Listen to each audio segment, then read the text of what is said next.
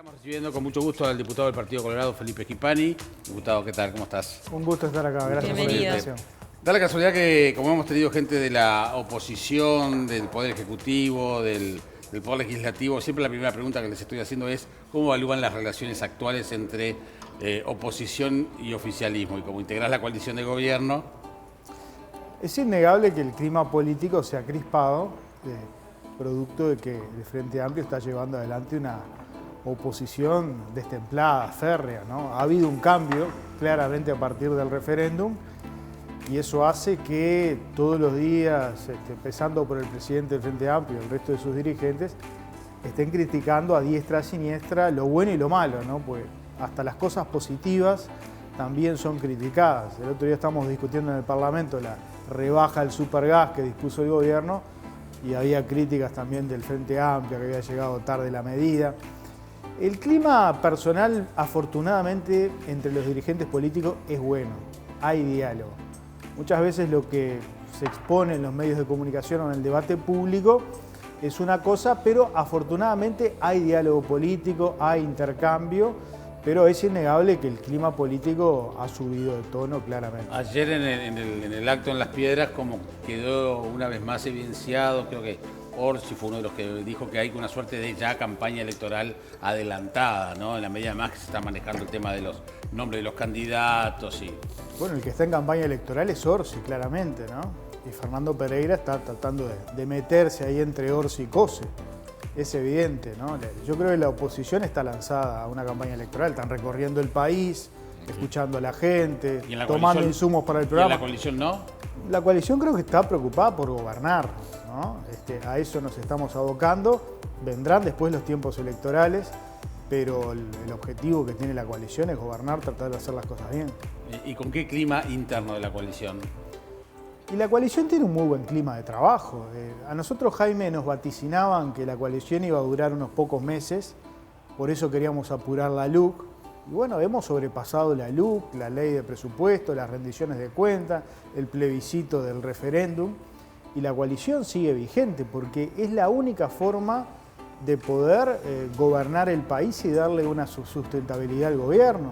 Obviamente tenemos discrepancias porque somos partidos diferentes, con orígenes diferentes, que en muchos temas tenemos opiniones diferentes, pero tenemos claro que solo juntos podemos llevar adelante las transformaciones que nos propusimos en la campaña electoral. Y hay coalición para rato. Bien, estamos viendo allí las imágenes de la conferencia de prensa en la cual informaron del resultado, digamos, del trabajo en mayoría de la investigadora vinculado al tema de las horas docentes. ¿El resultado? Bueno, el resultado es que hay omisiones, hay irregularidades, hay ilicitudes. Se montó una maniobra gigantesca por parte de una cúpula sindical con el objetivo de defraudar al Estado, ¿no? Porque se pagaron por miles de horas que no se trabajaron. Y para esto, vamos a recordárselo a la gente que nos está viendo, se confeccionaron unos certificados que tenían el membrete de FENAPES, el del PIT-CNT, que tenían la firma del presidente de FENAPES, y en donde los docentes sindicalizados solicitaban que se les justifique el día, invocando un convenio firmado entre la Coordinadora de Sindicatos de la Enseñanza y el CODICEN. Estos certificados, por cientos, fueron presentados en las direcciones de los liceos. Los directores recibían el certificado, veían que había un convenio porque ese certificado tenía verosimilitud por las características que tenía y justificaban la firma. Todos los directores que pasaron por la comisión nos han dicho que lo hicieron de buena fe. ¿Y el convenio no existió? Que existía ese convenio. Y el convenio no existía. Todos los testigos que pasaron por la comisión fueron contestes. Las ex autoridades, la propia Celsa Puente, Wilson Neto, ¿no? Último presidente de la ANEP del Frente Amplio, todos los abogados de la jurídica de secundaria, todos los directores e inspectores, nadie conocía el famoso convenio. De modo que concluimos pero alguien escribió. Alguien lo redactó. El convenio fue un invento. O sea, a alguien se le ocurrió decir, bueno, vamos a poner que hay un convenio para que los directores... José Olivera dijo acá que había un convenio. Que estaba redactado. Bueno, José Olivera faltó a la verdad. Fue el único en la comisión que dijo que hay convenio y ahora lo está repitiendo el Frente Amplio. Pero a ver, lo dijo Wilson Neto, lo dijo Celsa Puente, nadie en secundaria conocía ese convenio, ni los inspectores, ni los directores, ni los abogados, ni las ex autoridades. Ese convenio es una invención, no existe. En el 2017, cuando esto sale a la luz a partir de la situación de Slamovich, la jurídica de secundaria le pide a Slamovich que presente el convenio. 15 de julio del 17. Bueno, hasta el día de hoy no lo ha presentado. Pero además la prueba de que ese convenio no existe es que el propio Slamovich, en aquel 2017, le propone un plan de recuperación de clases como forma de paliar las horas que faltó. O sea, si existía efectivamente ese convenio. No era necesario. ¿Para qué propuso paliar una situación que era dada por ese convenio? Entonces, claramente aquí hubo un engaño, ¿Y hubo cuál una era, maniobra. Felipe, cuál era la joda? O sea, no era cobrar sin ir a laburar, básicamente. No, acá la idea era tener más horas para actividad sindical. Y es importante aclararlo. Los docentes, como todos los sindicatos, ya tienen horas dadas por la ley de fuero sindical. FENAPES tiene y tenía alrededor de 1000 horas mensuales, ¿no?, para actividad sindical. Pero se ve que le eran insuficientes, entonces inventaron este mecanismo para tener más aún. Está bien, pero el hecho de que falten por horas sindicales, que es legal, ¿no? Igual las clases se deben reponer. Claro. O sea, no sé quién lo tiene que prever, Bueno, si el liceo o el propio profesor. ¿Cómo? Eso es la diferencia. A principio de año se establece la cantidad de horas de cada sindicato, los sindicatos resuelven cuántas horas tiene cada dirigente y en la educación esas horas se pone nuevamente a elección para que las elijan suplentes. O sea, acá no es un tema de horas sindicales, que los estudiantes no pierden clase porque tienen suplencia. El tema es que estas horas no eran horas sindicales, eran horas que no tenían ningún amparo normativo y el mayor perjuicio más allá de lo económico, hay unos 20 millones de pesos según los cálculos nuestros, pero hay un perjuicio que es incuantificable, que es el de los miles de gurises en todo el país que se quedaron sin clase. Y estamos hablando de miles de gurises. Porque los alumnos que digamos que no tuvieron a su profesor en el marco de las horas sindicales oficiales, llamémosle, Eso tenían suplentes. Tenían su suplente. Aquí no hubo suplentes Acá se porque perdieron. eran horas que no estaban en ningún lado. Los certificados se presentaban en el día, muchas veces se presentaban después. Y bueno, y ese día los gurises iban a clase y las criptas les decían, no, mire, el profesor hoy no vino. Y hay casos escandalosos. Bueno, el de Slamovich, 250 horas en 2 años, en 2015 y 2016. Hay un profesor de Salto, Raúl May, del Liceo Rural de Colonia La Valleja, 265 horas en un año. Era el que andaba con un bloque en blanco repartiendo certificados para justificar sus horas. Y el caso más escandaloso, el de Mario Bango, de San José, que faltó 56 días a trabajar al amparo de estos certificados. Fíjense que el año electivo tiene 160, 170, un tercio del año, más allá de las horas que ya tenía sindicales, al amparo de estos certificados. Hubo un abuso, había absoluta impunidad en aquellos años en secundaria y todo esto fue avalado por las autoridades, ¿no? Eso te quería consultar, Felipe, porque esto, bueno, pasaría, digamos, se habla de hechos con apariencia delictiva, pasaría a la órbita penal, ¿no? ¿Quiénes serían los responsables?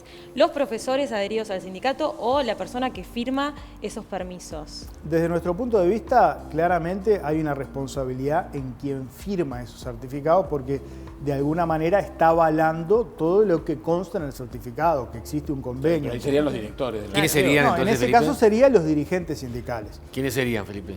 Y bueno, hay 6 que nosotros individualizamos. Bueno, ahí está Marcelo Slamovich, José Olivera, Alejandra Vespa, Ana Pelleto, Graciela Almeida. Creo que son esos los que firmaban los certificados. Los directores recibían y de buena fe justificaban esa falta. Porque nos decían, yo no iba a indagar si ese convenio era existente o no. ¿Qué pasa con las autoridades de secundaria? Bueno, creo que hay también allí un nivel de responsabilidad, porque en el año 2017 la directora Arnejo, ante esta situación reiterada de que le presentaban los certificados, elevó una nota secundaria.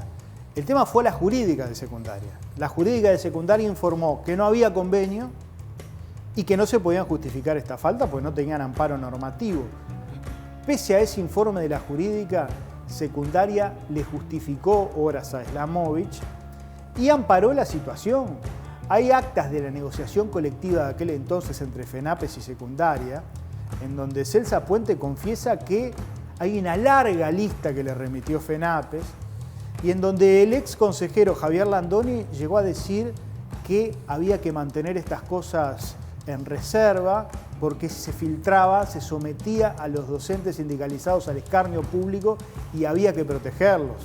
Landoni también señaló que era un acto político el que estaban haciendo y Celsa Puente admitió que le había consultado a Olivera, a José Olivera en aquel entonces, si había algún tipo de norma que ampare esa justificación y Olivera le había dicho que no.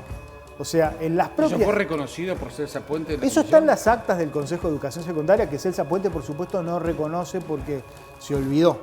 Pero están allí. Lo único que estas actas no están firmadas porque las autoridades secundarias se fueron y no firmaron el acta. Pero nosotros convocamos a la secretaria de actas de secundaria para que ratifique el contenido de todo lo que dicen esas actas, que es un cargo de carrera, no es un cargo de particular confianza, y ratificó íntegro el contenido. De modo que no hay duda que de parte de las autoridades hubo connivencia, porque lo que deberían haber hecho las autoridades frente a sus certificados falsos, frente a esa situación irregular, es investigar, ¿no? Es llamar a alguien a responsabilidad. Pues bien, miraron para el costado, apañaron la situación, pero eso era la tónica en secundaria, había una connivencia permanente de las autoridades y el sindicato. Bien, ¿y qué pasa de aquí en adelante? De aquí en adelante el tema lo va a dilucidar la Fiscalía General, la Justicia. Nosotros entendemos que hay conductas con apariencia delictiva que merecen ser indagadas y el tema pasó ahora a la órbita de la Fiscalía General. También vamos a remitir los antecedentes a la JUTEP porque hay normas de transparencia y ética pública que entendemos que han sido vulneradas y al CODICEN por las eventuales responsabilidades disciplinarias. CODICEN está llevando adelante en este momento 2 sumarios en relación a este tema y creo que los insumos de la comisión pueden ser útiles para el trabajo que se está llevando adelante. La investigadora lleva un trabajo de varios años. ¿Estás conforme con los resultados? 1 año exactamente, creo que sí, porque echamos luz sobre una situación realmente muy perjudicial para la educación pública del país, para muchos estudiantes que se quedaron sin clase y cumplimos con nuestro rol. Uno de los roles que tiene el Parlamento es el de control, es el de investigación y creo que lo hicimos muy bien. Es uno de los temas que ha estado en cuestionamiento, ¿no? Si le correspondía al Parlamento analizar estas cosas y sobre todo habiendo ya sumarios instrumentados en secundaria y en todo caso, si había sospecha de hechos de apariencia delictiva, hacer la denuncia directamente. Por eso acusan de circo político todo esto. Y sí, bueno. Yo creo que los resultados son evidentes, están a la vista. Nosotros en la sesión del pasado miércoles presentamos las 50 pruebas, todos los testimonios, toda la documentación. Yo no creo que el Parlamento no pueda investigar, está entre sus cometidos investigar irregularidades y fundamentalmente juzgar responsabilidades políticas, porque aquí hay responsabilidades políticas de las ex autoridades que las eligió el Parlamento para gobernar la educación y que no estuvieron a la altura, no bregaron por el interés general, no bregaron por los estudiantes, sino que buscaron siempre la forma de tratar de complacer al sindicato. Y también hay una directa acusación de persecución a los dirigentes sindicales y de la educación en particular, ¿no? Y también se menciona lo de la foto en el Liceo de San José, etcétera, etcétera. Bueno, como no se tienen argumentos para rebatir las pruebas... Y además dice que están muy tranquilos. Aparentemente sí. Pero como no se tienen argumentos para rebatir las pruebas, lo que se ha hecho desde que se inició esto es decir que nosotros estamos persiguiendo sindicalmente. Ahora, yo me pregunto, ¿Wilson Neto está liderando esta persecución? Porque hay que leer lo que dice Neto. Neto dice que estas horas eran ilegales, que los docentes no podían faltar por este mecanismo. Celsa Puente también lo ha dicho, no existe el convenio. A ver, Jaime, yo me formé en el gremialismo, fundé un gremio en liceo, fui dirigente de la FEU, convencional de la FEU, milité en mi sindicato como trabajador, o sea, soy ballista y creo en el sindicalismo. Lo que sí creo que estos malos dirigentes sindicales degradan el sindicalismo. Realmente degradan el sindicalismo, por eso creo que es equivocada la actitud del PIT-CNT de apoyar plenamente este tipo de accionares que, reitero, degradan el sindicalismo y degradan también a la profesión docente, ¿no? Porque son una minoría que de alguna manera desprestigian a todo el cuerpo docente. Sí, entran todos en la misma bolsa. Que en su enorme mayoría hacen su trabajo con enorme vocación y son los que día a día llevan adelante la educación pública. En este fin de semana nos enteramos de un dato que por lo menos no había circulado, que es la falta de aportes al Banco de Previsión Social, también en la enseñanza. Bueno, sí, a nosotros esa información nos llamó profundamente la atención. Hicimos el viernes un pedido de informes, porque cuesta creer que un organismo público durante 4 años no haya hecho aportes al BPS. Puede ocurrir que algún mes haya habido algún error en los aportes, pero durante 4 años prácticamente toda la administración. No hubo aportes. Esto generó una deuda de $2 millones. Por eso elevamos un pedido de informes a la ANEP para que nos responda. Queremos saber en qué organismo de la ANEP fue, si fue en algún desconcentrado, en secundaria, a cuántos trabajadores abarca, si esto de alguna manera ha complicado la situación de esos trabajadores mañana cuando resuelvan jubilarse. En fin, nos llama profundamente la atención y tenemos entendido además que no ha habido ningún tipo de investigación en su momento, que no hay un responsable. Hay que aclarar este tema porque es un tema muy grave. Ahora se viene la rendición de cuentas y se ha planteado justamente que va a haber más recursos para la educación. Lo confirmó y lo reafirmó el presidente de la República justamente este fin de semana en declaraciones, pero estuvo el otro día, el viernes, José López, justamente mencionando que a 13 días, que era el viernes, ahora a 11 días de la presentación, no hay detalles, digamos, por lo menos para los sindicatos, de cuál va a ser ese aporte. Y por otro lado, y junto con esto, también han planteado su desconocimiento de lo que va a ser la reforma educativa. No sé cuánto se ha avanzado en este tema dentro de la coalición. Bueno, a ver, la transformación educativa ya está en marcha. Hay un documento base, que es el del nuevo plan nacional, que es el cambio en la currícula, que se está discutiendo en todos lados, que lo han discutido las ATD. La ANEP está recorriendo el país, hablando con la sociedad civil, con las comunidades educativas en el cara a cara. O sea, se está gestando el debate de la transformación educativa y fundamentalmente el cambio de los planes y programas. Yo diría que es el núcleo central de la transformación de la educación. Nosotros tenemos planes y programas. El plan de educación media es de la década del 40, el del bachillerato es de la década del 70. El mundo ha cambiado, entramos en la era de la información y estamos anquilosados con planes de otro mundo, de otra época. Entonces, allí tiene que operarse un cambio rápido, enseñar habilidades, enseñar destrezas a nuestros estudiantes. Ese proceso está en marcha. Hay otro capítulo fundamental que refiere a los centros María Espínola, que son esos centros de tiempo completo, en zonas de contexto crítico, para atender las desigualdades que allí se generan, porque solo 18 de cada 100 jóvenes en contexto crítico terminan el liceo. Entonces, eso es una propuesta que justamente busca tratar de que esos jóvenes tengan otro destino, que encuentren en la educación su fuente de desarrollo. Y fundamentalmente en eso se está trabajando en estos momentos. Van a haber recursos para la educación, nosotros lo hemos propuesto hace un buen tiempo como partido, y la coalición está de acuerdo porque es un compromiso programático. Nos comprometimos en el acuerdo por el país a ir por una reforma de la educación y el propio presidente de la República lo ha señalado. De modo que tenemos esperanzas en que esta va a ser la rendición de cuentas de la educación que permita financiar ese proceso imprescindible para transformar la educación. Sos el secretario departamental del Partido Colorado y bueno, pasó una tormenta fuerte, ¿no?, con el tema del préstamo del BID. Ahora la Intendencia barajó y da de nuevo. ¿Cuáles son las perspectivas de este nuevo diálogo con la Intendencia de Montevideo? Bueno, hace un par de días se comunicó con nosotros Guillermo Monsecchi, que es el director de temas ambientales, para informarnos de que la Intendencia está empezando a bosquejar lo que va a ser el nuevo préstamo para saneamiento. Una vez que tenga una propuesta, la va a acercar a los distintos partidos, a las distintas bancadas de la Junta para que hagan aportes. Y el préstamo de saneamiento lo vamos a aprobar. Desde un principio lo dijimos. Las discrepancias surgían a partir de lo que era la propuesta de limpieza del préstamo original. Allí evidentemente hubo puntos de vista distintos en nuestro propio partido. Hubo quienes estaban a favor de esta política porque en gran medida impulsaba una línea definida por el Ministerio de Ambiente y hubo otros compañeros que legítimamente no estaban de acuerdo. Ahora, sobre esto estamos todos de acuerdo, porque Montevideo necesita sanearse, los sectores más desprotegidos y humildes de nuestra ciudad necesitan el saneamiento, pese a que tenemos niveles muy altos, hay todavía un número importante de montevideanos que no tienen la dignidad básica de vivir con saneamiento.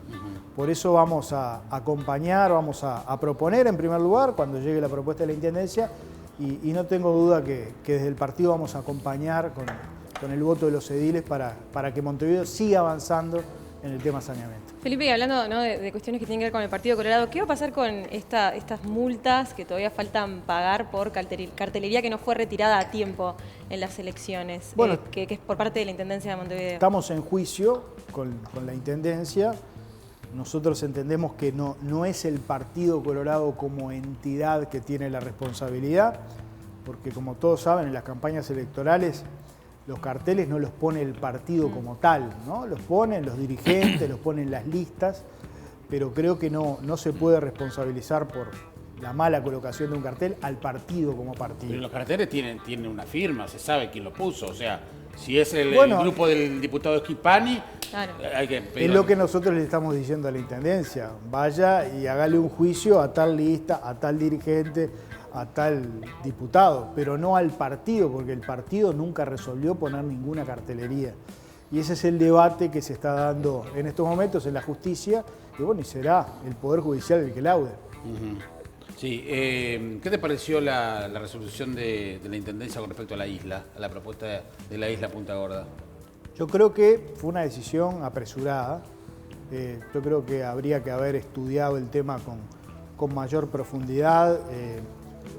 Era una inversión importantísima para el departamento y me parece que obedeció a un tema político, ¿no? A esta campaña electoral que estamos teniendo, que lamentablemente se ha acelerado, ¿no? Porque el Ministerio de Transporte, el Poder Ejecutivo, le dio el aval un día y a los 3 días la Intendencia salió a decir que se oponía. Me parece que proyectos de esa envergadura, que pueden ser tan disruptivos para una ciudad como la nuestra, merecen más estudio, merecen mayor profundidad en el análisis, merecen armar una mesa con todos los actores. Yo creo que se apuró la Intendencia. Diputado, muchas gracias por venir. Un placer, gracias. Ha sido Gracias. un gusto.